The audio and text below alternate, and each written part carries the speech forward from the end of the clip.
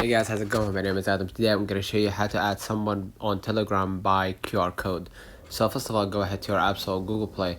And what I'm going to do, I'm going to just go ahead and double check if my Telegram app is fully updated to the latest version or even download it so I can double check.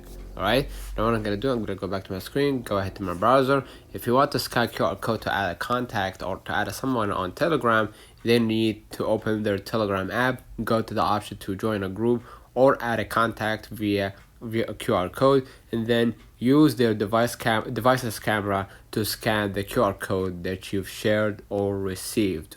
So you need to go ahead to add a contact via QR code.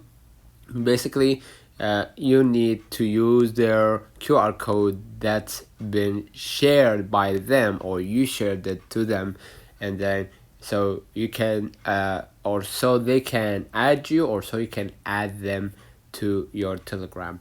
So let me know in the comments if this video helped you. Don't forget to like and subscribe, turn on the notification bell to receive every video we upload. Thank you for watching and see you definitely in the next one.